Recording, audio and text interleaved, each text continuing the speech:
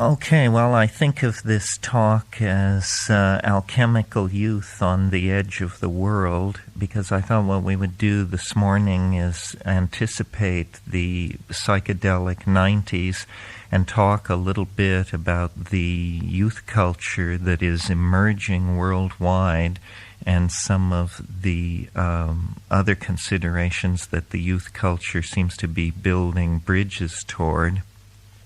Altogether, these various concerns seem to me to add up to a kind of neo-shamanism, or a kind of archaic revival of social forms, many of which have been suppressed for several millennia. There are several facets to this new emerging psychedelic youth culture of the 90s. First of all, obviously, the ecology movement. This is something that was absent in the 60s, when the awareness of the approaching degradation and destruction of the natural environment had not advanced nearly as far as it has today.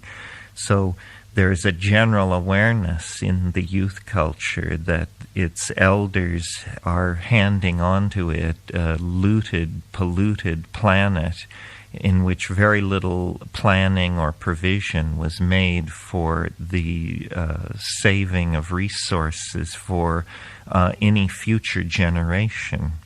So the ecology perception is part of this emerging social phenomenon, as is feminism. Feminism has been with us now for about 15 years, but gone through various forms and recensions, and seems now to have taken the form that is very concerned to recover the religious attitudes that prevailed before patriarchy and history established themselves. In other words, we know that at some point in the past, 10 or 15,000 years in the past, there was a partnership society which imaged its supreme deity as Gaia, a goddess of the earth, and a reawakening of the awareness of Gaia, and this really goes to the ecology movement as well,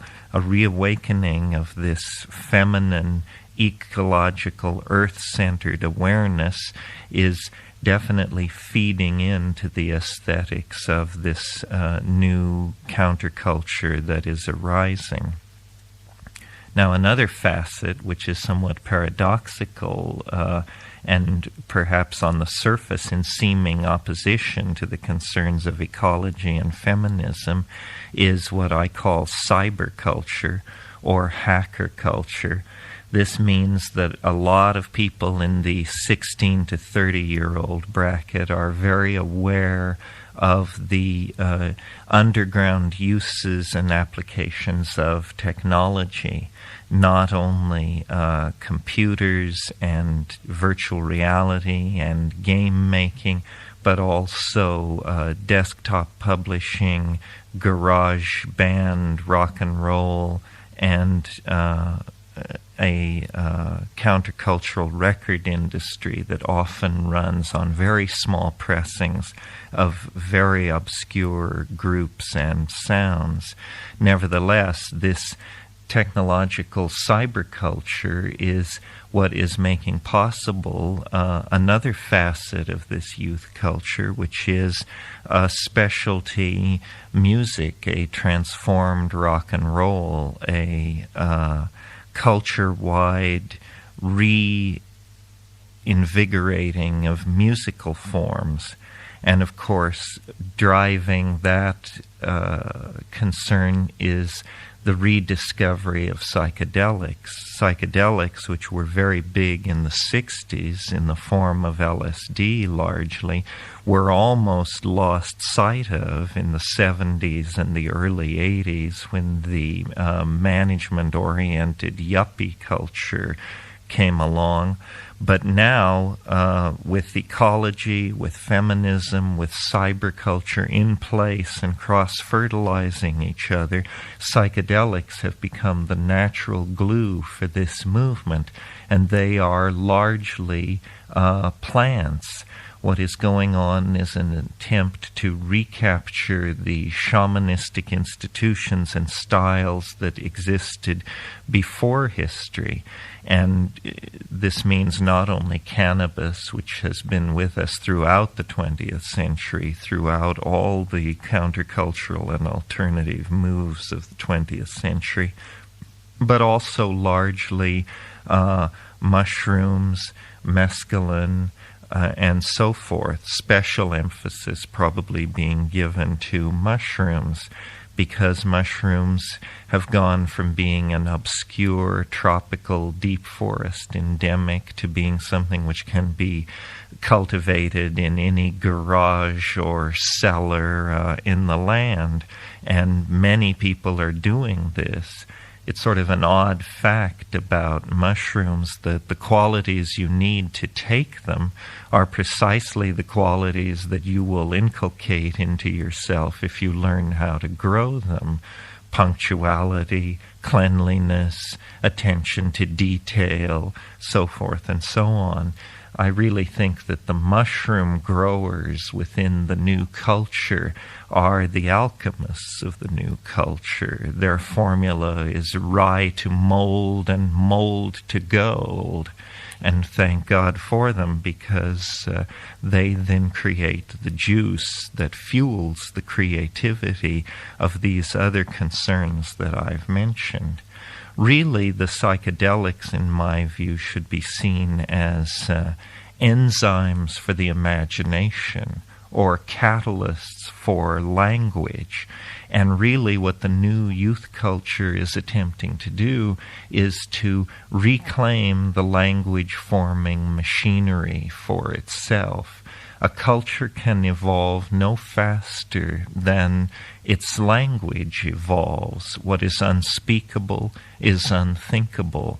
And consequently, part of the task of the new spirituality, of the neo-shamanism, is to empower language to go into areas where it has never gone before, particularly the area of emotion. It's incredible how few words we have for our emotions when we have so very many words for even relatively obscure technical processes. So I see the psychedelics as functioning in two areas. First of all, to catalyze and empower the imagination, and then secondly, to dissolve boundaries between people. I mean, if you look at 25,000 psychedelic experiences, the impression that you will have is this experience is one which dissolves people's boundaries. It doesn't matter whether they're a Hasidic Jew, a Communist Party apparatchik, a rainforest shaman.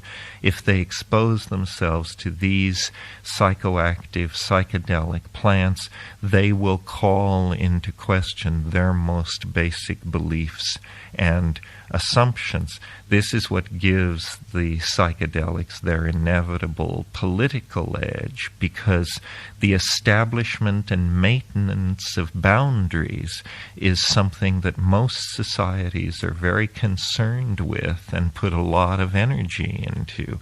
This is why in the 60s the spread of LSD was viewed with such alarm by the establishment, because it appeared that the machinery of right-thinking Christian capitalist society was simply being dissolved before the startled eyes of its purveyors by virtue of the fact that so many people were calling into question the assumptions of the culture that they were inheriting. Well, now we see something similar coming into being.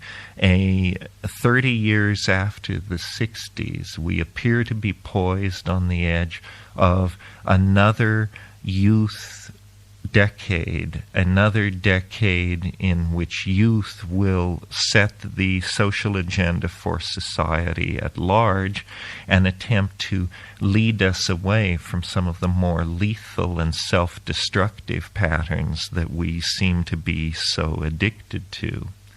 Well, now, why is this happening right at the moment?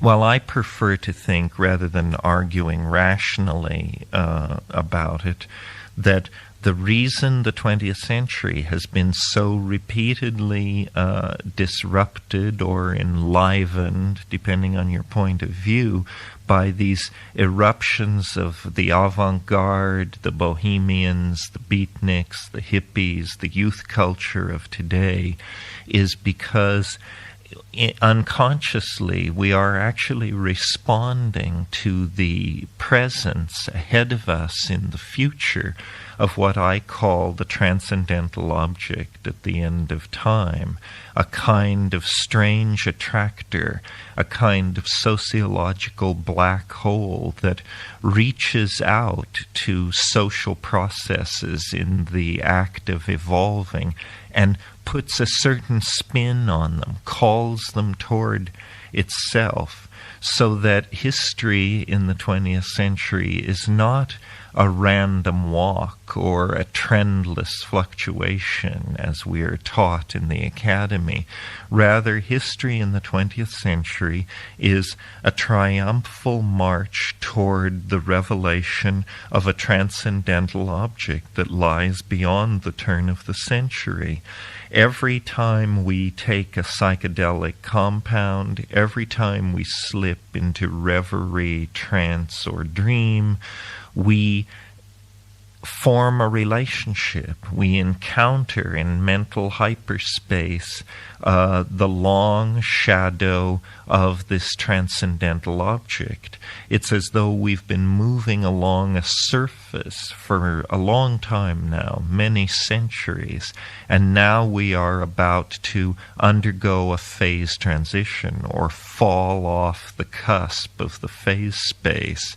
And this falling off the cusp of the phase space is, for those who experience it, a dizzying sense of freedom, a dizzying sense of penetration into a dimension that was previously sensed and dreamed of, but which very briefly and occasionally comes forward to be realized. It's a golden age, similar to the golden age of Greece or the Renaissance. But for us it has a different character, because this transcendental object ahead of us in time seems like a kind of concrescence of all our hopes, fears, and intuitions about what the future and the evolution of our species could become. This is, I believe, why the UFO has been such a persistent motif in 20th century popular culture. It's because we actually sense on the unconscious level a kind of approach of the end of time, a kind of closing distance between historical societies and some kind of truly mysterious, truly transcendental object that lies ahead of us in the future, in the near future. And again, returning to the subject of the psychedelics, their role in all of this is that they seem to pick up and amplify that signal coming off this mysterious object hidden in the future, so that the contents of psychedelic experiences, when laid end to end in a composite, is to give a kind of picture of what this final scenario of global integration is going to be like. And though it is going to emerge as a phenomenon of culture, I think it will largely come out of not our cultural artifacts, not our technology, but out of human organization itself. It's not for nothing that the self-transforming machine elves that one encounters on the other side of the DMT barrier, that what they seem to be concerned with is the teaching, invocation, and forced evolution of human language. I think that somehow the part of human organization that is most likely to undergo an evolutionary transition is the portion related to the production of language. Even ordinary language, which we take so for granted, when looked at from the perspective of the rest of animal nature, is seen to be something very close to the thumbprint of God on the human world.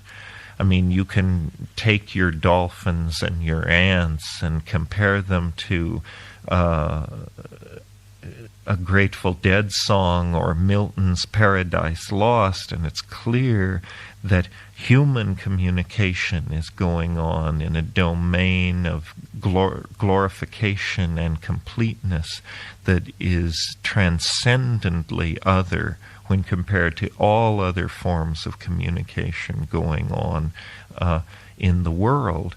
Well, then, isn't it suggestive that when we use these tryptamine hallucinogens which are, strangely enough, analogous to neurotransmitters within our own brains, that then what we burst through to is the equivalent of a kind of shamanic finishing school, where self-transforming machine elves, apparently the animal life of this parallel continuum, are urging us to perform some kind of transformational act on our own language.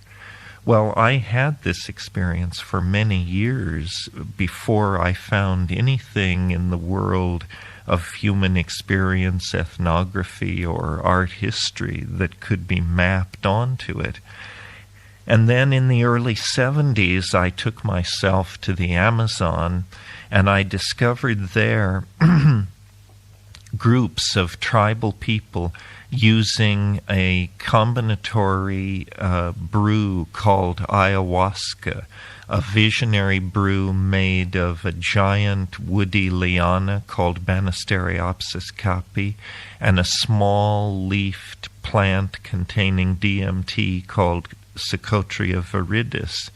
And when these two plants are brought together and brewed together for many hours and then boiled and concentrated, a very powerful psychedelic substance results. And the people in these deep forest, rainforest areas have been using this shamanic preparation for thousands and thousands of years. When it was first encountered in the early years of this century, the compound was isolated and actually called telepathine. This was to refer to the apparent group states of mind that the people using this brew were getting into. Well, later it was realized that the compound had previously been isolated from the giant Syrian rue, Pergamon harmala, and that the compound had already been named harmaline. So telepathine disappeared from the literature in favor of harmaline. But the thought is worth noting that from the very beginning, the early explorers, ethnographers, anthropologists who contacted this folkway in the Amazon assumed that it had something to do with group states of mind. Well, what I discovered, and I certainly wasn't the first to discover it, in the Amazon in the early 70s, was the people in these tribal groups get together and they take ayahuasca, and their habit is to sing. to make music, vocal music. They have no drums because in the Amazon the humidity is so high that no drum head could remain stretched more than a few hours. So the people use rattles and leaf shakers and vocal sound to produce what we would think of as beautiful tribal music.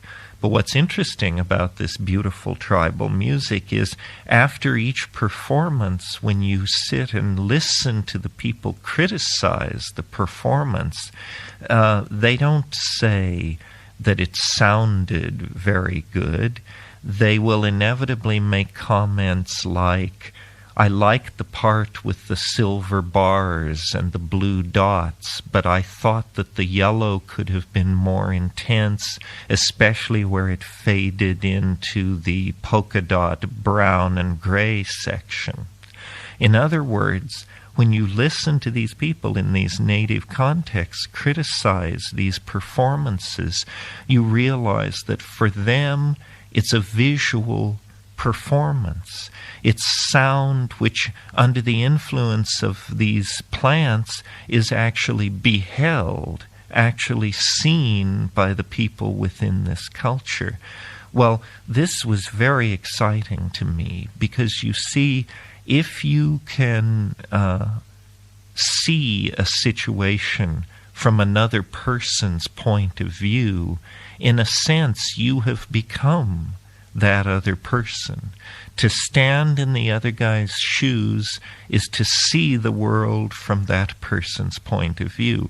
It's a very different way of relating to language than the way we ordinarily do it. You see, the ordinary way in which human beings communicate is one person makes small mouth noises. The small mouth noises move across through the air as acoustical pressure waves. They then enter the mind-brain system of another person, and that person consults a culturally validated dictionary to see if their definitions overlap with the definitions of the person who created the sounds in the first place. Now, if there's sufficient overlapping, then we say that communication is taking place, that understanding is occurring. But it's always a very provisional and shaky kind of understanding. And as concepts become more complex, dictionaries become more incomplete and more divergent, and eventually two people of the same culture, if they're discussing a highly technical question, may have no understanding of each other at all. Well, this is very different from the situation that arises if we could literally see what the other person means. It's not without implication for this argument that when we talk about perfecting communication, we unconsciously reach for visual metaphors. So someone will say, I see what you mean, or she painted a picture, or his prose was luminous. This means that we instinctively and unconsciously believe that meaning is something most clearly apprehended when seen. And one of the things that has excited me so much about the Aboriginal use of psychedelic plants is they seem to be on the brink of evolving forms of communication which move out of the realm of acoustical neurological processing and into the realm of visual acoustical processing. Well, this has tremendous implications for the new world order that the youth culture is seeking to put into place. Cyberculture, music, psychedelics, feminism, ecology, the new spirituality, all of these concerns could profit and strengthen themselves by appealing to a visual language, a new way of processing what is heard. This is what I think art in the 20th century has unconsciously been striving for ever since jazz and cubism, and throughout the evolution of 12-tone row, abstract expressionism, rock and roll, pop, op, visual or virtual reality. All of these schools of art and technological innovations in the art-making process are setting us up to be able to see what we mean at some point in the future. And this will deliver us essentially into the equivalent of a telepathic society. Now, you may have imagined telepathy as something different. You may have imagined it as one person speaking and another person hearing the thought composed. But this isn't it. Telepathy will be nothing more than seeing what the other person intends, seeing meaning. Now, why it is that when we dose ourselves with a human neurotransmitter like DMT, why we then encounter armies of elves teaching us a perfected form of communication, this is a very difficult question. When you go to traditional cultures, shamanistic cultures in the Amazon, and put this question to them, they answer without hesitation. When you ask about these small entities, they say, oh yes, those are the ancestors. Those are the ancestor spirits with which we work all of our magic. This is worldwide and traditionally the answer that you would get from shamans if you were to ask them how they do their magic. It's through the intercession of the helping spirit who is a creature in another dimension. Well, we may have imagined many different scenarios of future technological and social innovation, but I think very few of us have imagined the possibility that the real program of shamanism would have to be taken seriously, and that shamans are actually people who have learned to penetrate into another dimension, a dimension where, for want of a better word, we would have to say the souls of the ancestors are somehow present. It isn't, you see, as though we penetrate into the realm of the dead. It's more as though we discover that this world is the realm of the dead, and that there is a kind of higher dimensional world of greater, with greater degrees of freedom, with a greater sense of spontaneity and a lesser dependency on the entropic world of matter, and that other universe is attempting to impinge into our own, perhaps to rescue us from our historical dilemma. We don't know. Perhaps shamans have always had commerce with these magical invisible worlds, and it's only the sad fate of Western human beings to have lost touch and awareness with this domain to the point where it comes to us as a kind of a revelation. You see, I believe that the whole fall into history, the whole rise of male dominance and patriarchy really can be traced to a broken connection with the living world of the Gaian mind. And there's nothing airy-fairy about this notion. The living world of the Gaian mind is what shamans access through psychoactive plants. And without psychoactive plants, that access comes as an unconfirmable rumor. I believe that the social style of human beings 15 to 20,000 years ago was very, very different from the social styles of today. In the first place, people were nomadic pastoralists. They didn't stay in one fixed area, but rather they followed around behind their flocks, and they, in the manure of these ungulate animals that had evolved with the primates on the grasslands of Africa, was the mushroom.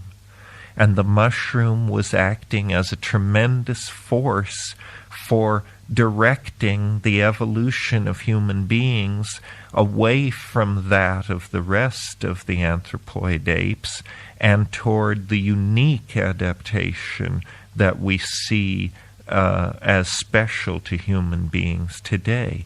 It was doing this through a series of self-reinforcing tendencies that are easily enough understood.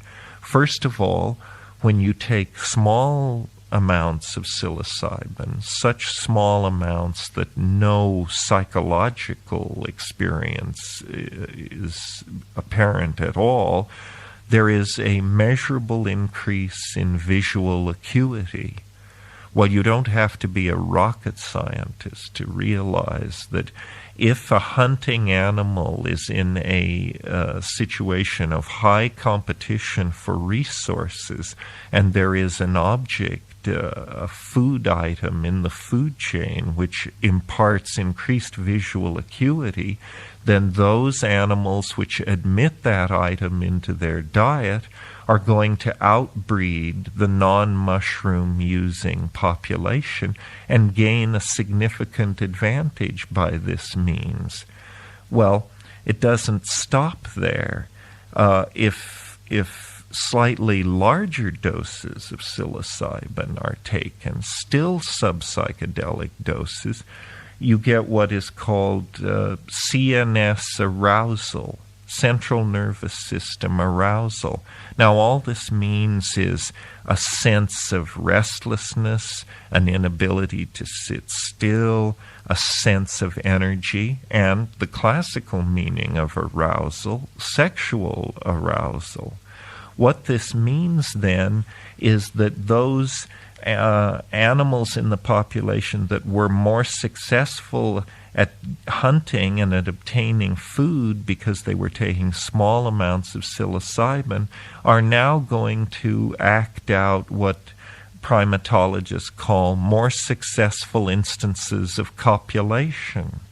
This means a lot more sexual activity is going on, and wherever you have sexual activity, it stands to reason you're going to have increased instances of impregnation and successful birthing.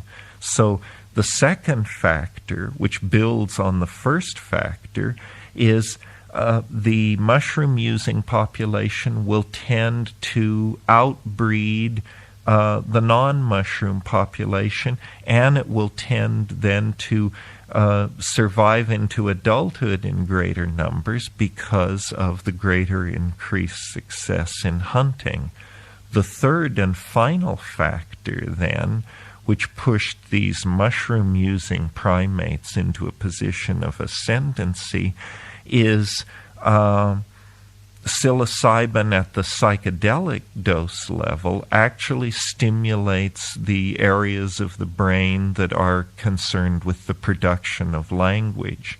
So you get spontaneous glossolalia, spontaneous bursts of modulated, syntactically structured sound.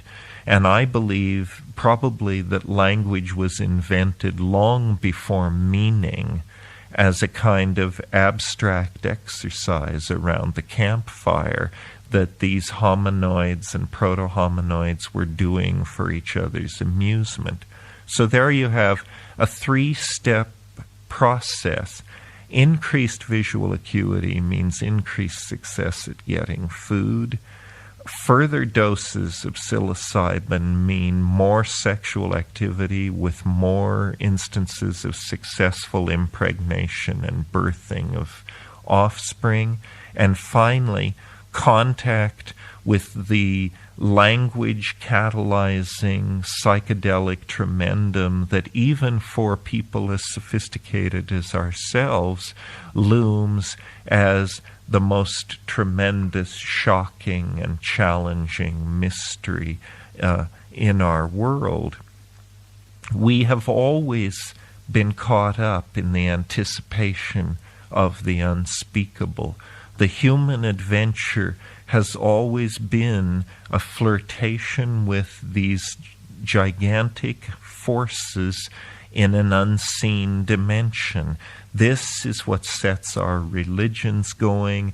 This is what creates gurus and messiahs and scientific breakthroughs.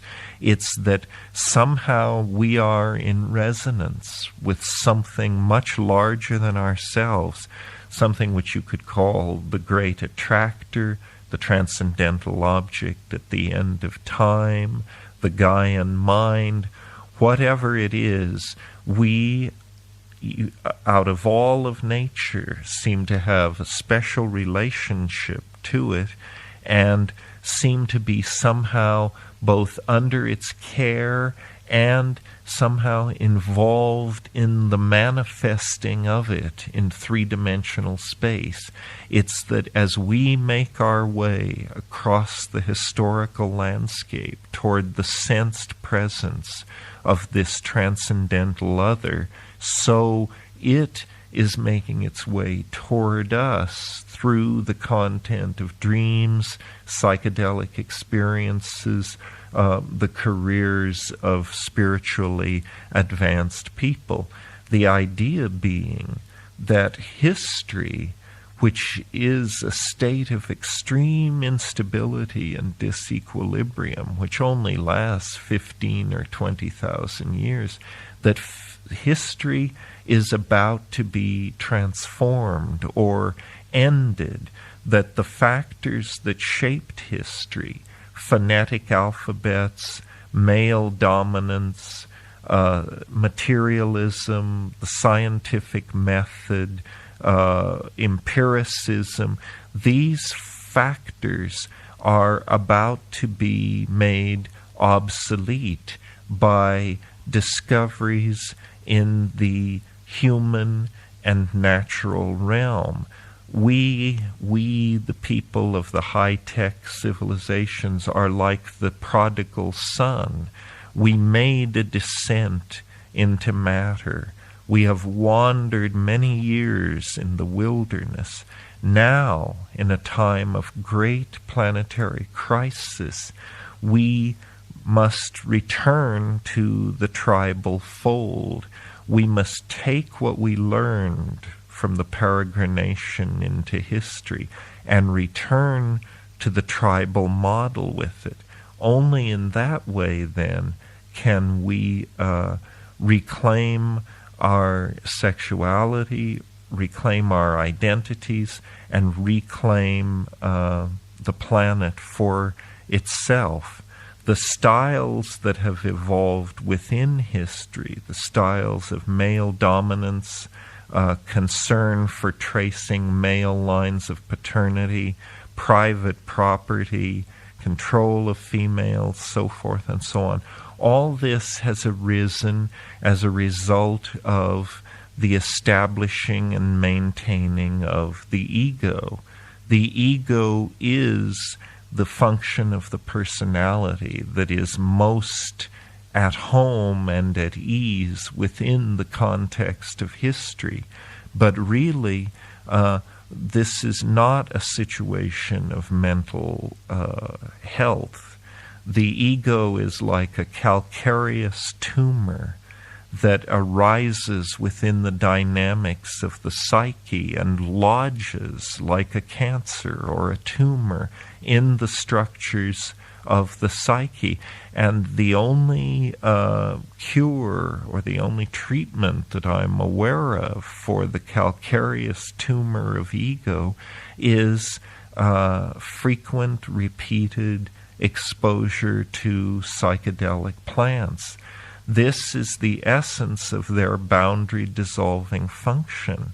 And 12 to 20,000 years ago, the ordinary style of human society was, as I said, nomadic pastoralism and psychedelic intoxication on a schedule that was very probably lunar. So reclaiming that orgiastic, boundaryless style of sexual relating is part of what the archaic revival is about. Obviously, with a population of 6 or 7 billion people, we can't seriously suggest that we return to the sexual styles of a group of nomadic pastoralists on the plains of Africa who numbered probably no more than 50 or 60 people. But we can understand that the ego is a function that has arisen in a sense to empower our most lethal tendencies.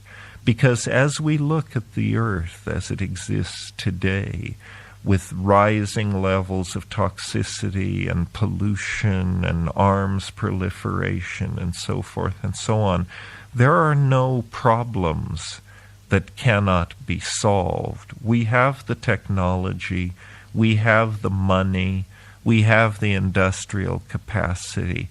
What we don't have is the plan and the will to execute the plan. So really the change that we and the groaning planet are waiting for is a change in the human mind. It's the human mind that must change. And then the tools for the restructuring that must be done will be found present and near at hand. And as far as I can tell, we don't have centuries or millennia in which to do this change. And if preaching alone could have inspired it, it would have occurred several millennia ago. What we must look for is a catalyst that is effective, not on the easy cases, but on the hard cases. And when we carry out an analysis of that sort, what we're going to find is psychedelic shamanism is the traditional human response to our dilemma. We must dissolve the boundaries of yours and mine, of inside and outside, even of life and death. We must dissolve these linguistically conferred boundaries and replace them with a sense of the universal flow of energy through a series of vibrating and resonant fields of being. This is the core philosophy that lies behind shamanism, Buddhism, Taoism. This is the perception of the perennial philosophy. And I believe that using the lessons of the 20th century, what was learned at Auschwitz and in the Haight-Ashbury and at Alamogordo and Nagasaki, using the lessons of the 20th century, the new youth culture can at last create a viable human alternative. We're approaching the change of the millennium. We're about to go into the third millennium, and we can actually use the change in the calendar as the wind beneath our wings to lift us to a new visioning of global completeness and of species and planetary holism that will then leave us the fitting inheritors of the birthright of the elfin empowerment.